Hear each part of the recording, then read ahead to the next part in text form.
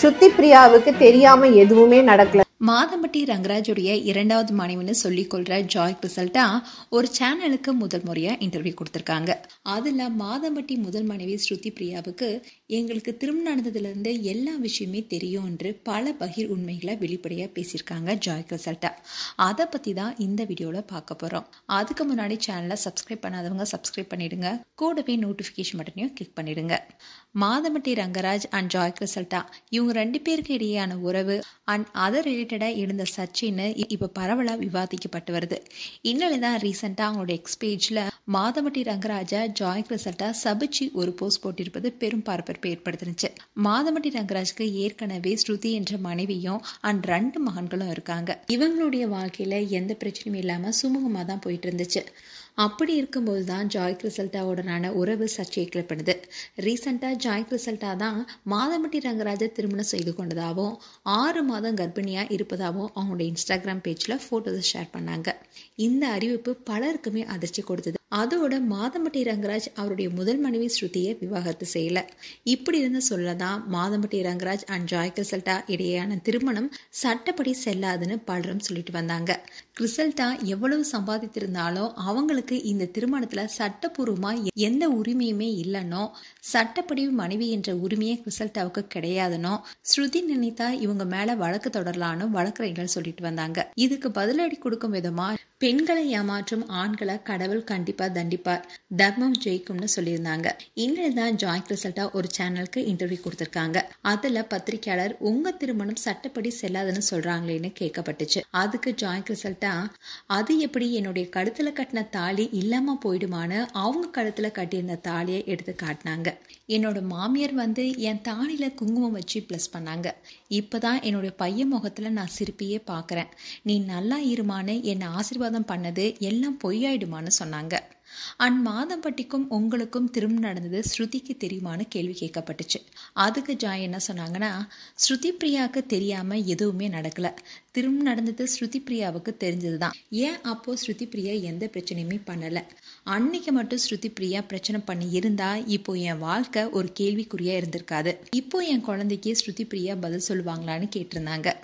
And இந்த இன்டர்வியூல Joy Crizildaa அவங்க வீட்டோட லீஸ் டாக்குமெண்ட்டை எடுத்து காமிச்சு இதுல யார் பேர் போட்டிருக்குன்னு பாருங்கன்னு காட்டுறாங்க. அதுல ஹஸ்பண்ட் என்ற இடத்துல மாதம்பட்டியுடைய பெயரும், ஒய்ஃப் என்ற இடத்துல ஜாய் ஜான்சன் என்ற ஜாய் கிறிசல்டாவுடைய பேரும் போட்டிருந்தது. இந்த வீட்டில் நாங்கள் 1.5 வருஷமா இருக்கோம்.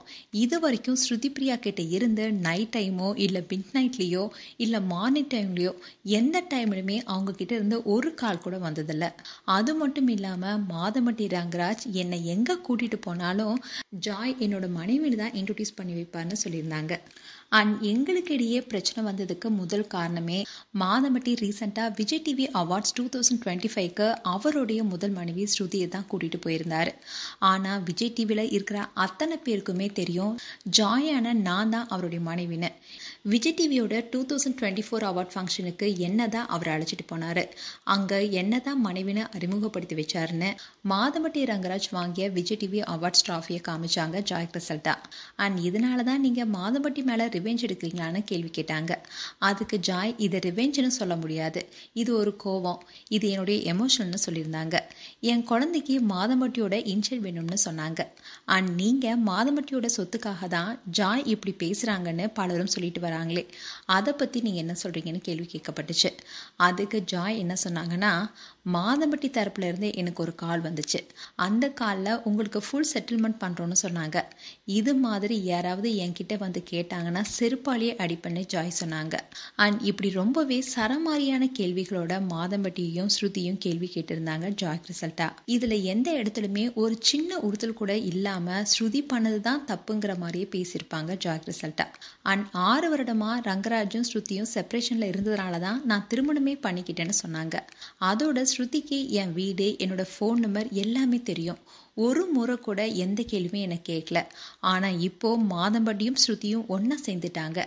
இப்போ என் குழந்தைக்கு என்ன பதில் சொல்ல போறாங்கன்னு கேள்வி கேட்டிருந்தாங்க ஜாய் கிறிசல்டா. இப்படி ஜாய் கிறிசல்டா ஒரு தரப்புல பேசியிருந்தாலும் ஸ்ருதி ரங்கராஜ் இதுக்கு முன்னாடி 2022லயே அவங்களுடைய கணவர் மாதம்பட்டியுடைய கேட்டரிங் வீடியோவை ஷேர் பண்ணியிருந்தாங்க. அதுக்கப்புறமா அவங்க இன்ஸ்டாகிராமில் அந்தளவுக்கு ஆக்டிவாக இல்லை.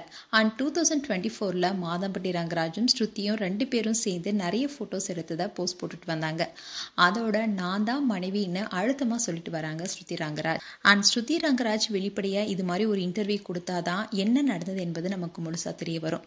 மேலும் உங்களுடைய கருத்துக்களை கமெண்ட் செக்ஷன் சொல்லுங்கள். இது போன்ற வீடியோஸை பார்க்க நியூஸ் தமிழ் சேனலை சப்ஸ்கிரைப் பண்ணுங்கள். மறக்காமல் நோட்டிஃபிகேஷன் பட்டனை கிளிக் பண்ணுங்கள்.